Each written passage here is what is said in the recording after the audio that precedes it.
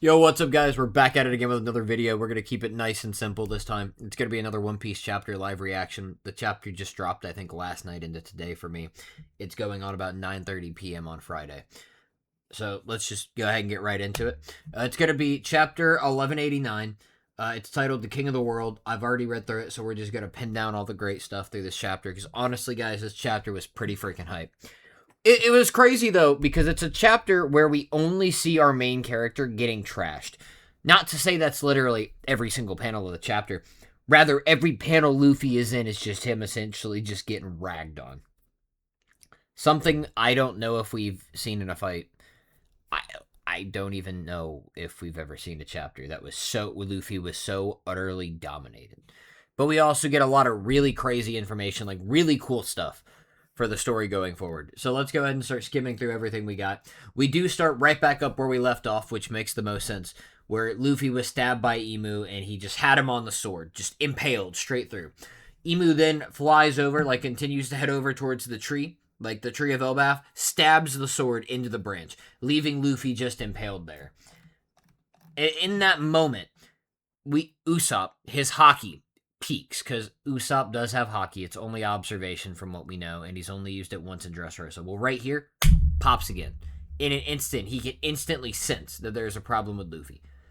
And then Jinbei does confirm that by saying, well, look, I don't know if there's a problem with him. All I can say is that his haki just dropped off, right? And he also mentions that, Loki got beat on by Emu, and Loki's kind of butthurt about it. This kind of fun dynamics going back and forth with the Straw Hats, it's making Loki already feel like he's a Straw Hat, right? It's pretty compelling to me that Loki's probably going to be joining us on the Straw Hat crew. I am Team Loki for Straw Hat. Out of everybody we have met in the post-time skip, Loki would be my pick for Straw Hat as of right now. And something about it that I don't know if anybody's talked about. Loki was name dropped to us back in Thriller Bark, if I'm not mistaken. Just like how Jinbei was name dropped for us in, I swear it was like Kokoyashi Village, like East Blue. Or it wasn't too long, I don't remember where it was, where we heard about how Arlong was related and like had relations to Jinbei, the Warlord of the Sea, one of them. And then Jinbei goes on to be our crewmate a while later. Like in real time, like two decades probably later, right? So who's to say Loki's not a similar case where we heard about him back then, we're only just now really meeting him, and he's going to really join us this arc. Hopefully. We don't need another Jinbei waiting 2-3 arcs to join. I don't need any more of that. But anyways, sorry for my tangent. Again, I'm very just pro Team Loki, dude. Like, I'm Team Loki for Straw Hat all the way. His backstory's great. But the chapter continuing on, we get Brooke and Frankie. They're going up to Shuri after she's been unmelted, and Brooke's just like asking her, "Hey, what happened? What happened? Wake up!" And Usopp is like, he's like aiming his slingshot. It looks like at Ragnar, and he's like, "Yo, get back! Get back! Give him some space! Like, what are you doing?" Because Ragnar's trying to get on top of Shuri and Brooke, like is trying to approach them. And then we actually see a ship flying over towards the Straw Hats. It is Hyrule, Gerd, and Chopper. They pull up. They actually crash right into Loki. Funny enough, in a pretty funny scene. The other Straw Hats are completely fine. Jinbei pretty much just shielded everybody. Gerd's hugging on Chopper for going guard point and stopping most of the collision damage. Gerd instantly sees that Loki's damaged and starts doctoring him up. And then we get a quick back and forth between Hardin and Loki, where Hardin asks Loki, "Hey, who is this guy?" Because essentially, we were told, or he was told already, that it's a whole lot deeper than them just coming to steal the children. These people have been plotting this to take Elbaf for a long time. We need to solve this problem, right? So Hyrule asks Loki who it is, and then before we get to a flashback, because we have a couple mini flashbacks throughout this chapter. I like that we had nice shorter flashbacks since we've had so many long ones as of recent. But Emu goes to pull out another sword out of his weapon wheel while still having that one sword already out inside of Luffy. And the next sword that he pulls out, he says, this sword feeds on life force. And the sword is called Fragra. Forgive me if I'm pronouncing that wrong. It's definitely French. Or I'm pretty sure it's French. Pretty sure it's Fragra. Again, forgive me if that's wrong. Emu talks about how awful he hates Monkey D. Luffy. He thinks it's such a detestable name. And then he brings up Luffy's two siblings after impaling him with this other sword, Fragra. And he brings up how Ace was slain by the Navy and Sabo is a prominent member of the Revolutionary Army. Just stabs Luffy with the sword. He just talks about how awful the three brothers all are together. Then we cut into the flashback with Loki, where we're going back to right after Harold was killed. Literally, the room where it happened. Where we have Shanks, Scopper, Loki, and forgive me, I think it's Elder Jarl, I think is his name.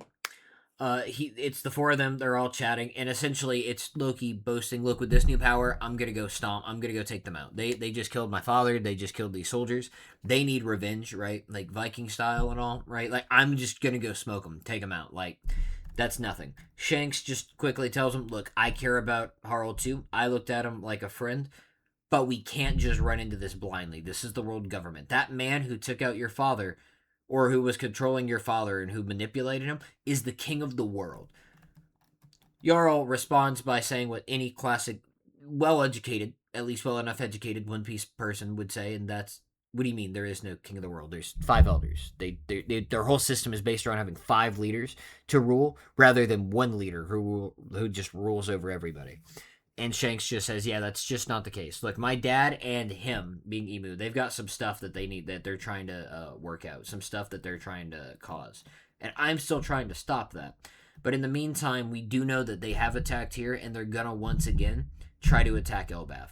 Loki, you cannot go fight him. The only person who's ever made it into the same room as the King of the World was Rox. And then he says, right now, you need to focus on protecting your country. Loki doesn't care. Loki just walks out not long after he leaves the country, and he was gone for a couple years, going out of his way attacking ships and trying to find his way or maybe get information on Emu. But before he was able to get very far, Shanks just completely stopped him. I mean, he even says here he didn't make any progress towards getting to the world government leaders in that time. But once Shanks came and stopped him, there was really nothing he could do. Harbordine makes a pretty bold statement saying that he's going to defeat their father's enemy. I don't know about you guys. Harbordine and Emu fight. I have got absolutely $0 on Harbordine. I ain't got one for him. I like him, but Harbordine's not that guy. We then come back over to the Straw Hats, where Usopp's again trying to stop Ragnar from getting to Brook and Shuri. He's like, hey, what did I already tell you? Get back, get back. Chopper begins to translate as he cheeps at them, and he says, look, I froze her because it was frozen. Stop. Like, he's going to freeze her again. And that's when Brook says, no, like, don't freeze her. She may be dangerous, but she was under control. That's not her choice to have done these things. This woman, this girl, she's like a daughter to me. Very confused, Ragnar's just like, huh? How can Skeleton be related to this girl? Huh? Anyways, we cut away from that. Interesting to see them communicating. I like that we got Chopper in here cutting up, letting the animals speak with everybody like always. Then boom, out of nowhere, guess who comes in? Robin. Haven't seen her in a while. We've actually, at least me and, others, were wondering what's been up with her and Saul and Biblo. She appears out of nowhere using her Hana Hana fruit, and she's like, hey, Chopper, I need you to come with me. We need to go to the library. And then Chopper just looks over and goes, Saul! And Saul's like, howdy! What's up? And my current guess is she's taken Chopper over to the library to talk to Biblo. So that way they can communicate with Biblo. Because Biblo clearly has some information that Robin and Saul are very interested in. They're clearly catching on to there being more here. And so they need Chopper to do the communication thing. Makes perfect sense. It's what he was literally just doing when Robin pulled up. Tells me odds are that's literally why she's coming to get him now. Now, we cut back over to Emu, where Emu begins to drop another sword out of his weapon wheel. Just, he's not even picking them. It's just like, weapon, come out, like another weapon. And the next one that comes out is an axe. And Emu says, oh my, apologies, but this next blade is going to make you suffer. It's called Jingtan. And it's a massive axe. Luffy at this point, again, he's been stabbed through twice. He is just bleeding all over the place. He's just huffing and puffing. He's not even saying anything. We cut right back away from Emu. Now we actually cut over to the Western Village, where we have a clash between Summers and Zoro. Zoro is using his King of Hell, 3 Dragon, 103 Mercies, Dragon Damnation. Pretty awesome attack. All we see Summers say is, Graham! Which we then learn what this is later. He begins to actually explain. 800 years ago, the 19 kings who forged our world made a vow of equality. They placed their swords all around the empty throne to mark that oath. Tohu, Bohu, Nemesis, Longinus, Stigma, Muramasa, the 19 world weapons, they were all laid to rest there. But guess what? When the Great One revived us with Omen, he granted us access to them. I'm not lying. Their power is a legend that lives on through the great houses. Get it, Roronoa Zoro? This is the power that reigns over the world. So what's really cool is this is going to confirm a couple things. Those swords, at least the main ones at the top, right at the top of the throne. There's other ones lower down, just random swords. But the 19 weapons up at the top are all the swords of the 19 kings who, along with Emu, I'm assuming one of them is the House of Nerona's weapon, right? Which is where Emu would be. But one of them is actually going to be the House of Shepherd, which we assumed because we had Shepherd Jupiter, right? So in the Gorosei, Jupiter is of the same house as Summers, the House of Shepherd, right? Shepherd Summers, Shepherd Jupiter. So he actually gets to calls forth the sword of his house, which is just a really dope looking sword, pretty normal guard to it, like covering over the hand. It's got thorns coming out of it, so it would almost make me believe that the thorn fruit has also been passed down through the generations. That odds are the thorn fruit is just passed down through the shepherd house. Kind of wild, but sure. He pulls out, he just flexes his cool sword at Zoro. We just get Zoro glaring back at him. We then get one panel over to Sanji, where we get to see his enemy killing him, doing the same thing, where he says, "Meet the weapon of House Rimos Shifu," which is his house, and it's Longinus. Longinus. It's the spear-style blade. After that, we cut back over to Emu with Luffy, where he just says, "Thou should be honored to die by the arms that constructed this world." So saying, look, you ought to be honored to die by the weapons that literally brought this world together. And then in that moment, right before Luffy gets hit, boom! Our goat Scopper, Gabon, pulls up with both of his axes to block the attack in front of Luffy. And we just get narration. The left wing of the Pirate King has arrived. We're back on break next week. What I do want to get into next, in the chapter notes, Longinus, forgive me, that's how I pronounce it, as Longinus, is said to be the spear that impaled Jesus Christ during his crucifixion, otherwise known as like the Spear of Holy Life. There's lots of other names for this spear, but it's an extremely legendary spear in, like, we'll say, like mythology and lore. Another weapon, we get other notes of some of these other weapons. Now that we are being told that this is what they're related to, we can kind of draw relations to where these are coming from. The sword Graham was the sword used by Siegfried to kill the dragon Fafnir in Norse mythology, otherwise known as the Sword of Rage. Though I think the sword may have also been used by Loki, not this Loki, but the Loki in Norse mythology, because if I'm not mistaken, I thought Loki killed Fafnir and framed Siegfried. I don't know all of Norse mythology. I just know a bit of it. Jingtian, which was the axe that we saw this time. Headless, axe-wielding Chinese god who persists on fighting the supreme divinity even after his own decapitation, otherwise known as the Divine Executioner's Axe. Other ones that we get, Frog Ra is a magical sword of Irish mythology. So forgive me, I guess it's not French, it's Irish. It's otherwise known as the Sea God's Sword. Tohu Wabohu is the formless void which God formed the universe from in the Hebrew Bible. So that's two of the weapons, Tohu and Bohu, which maybe that's like a split, like dual swords or something. Otherwise known as the Sword of Dishonor and the Sword of Disorder and the Sword of the Void.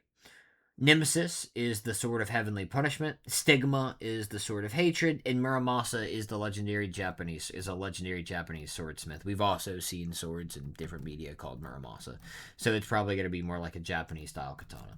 But that tells us that there are 19 awesome weapons. We can count through these, and we have 1, 2, 3, 4, 5, 6, 7, 8, 9. Roughly 9 of these. So in theory, we still have 10 more. I lied. Graham would make 11, because Graham isn't listed on here, is it? No, Graham is one of those on here. Yeah, so 9. We have 9 weapons already given to us. So we have 10 more weapons, and by this same logic, guys, there's going to be one more weapon from the House of Nefertari. What is the House of Nefertari's weapon going to be? Curious. We'll see. Because that's what I think we're leading to.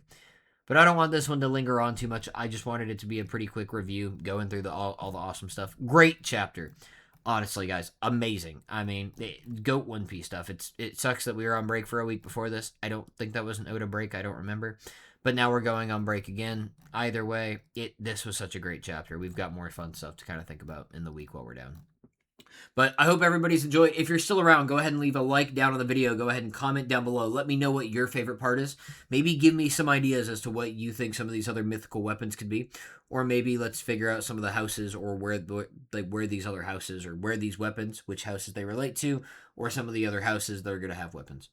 But anyways, I'll be back around for another video soon. I hope you guys all have a good one. Later. Bye.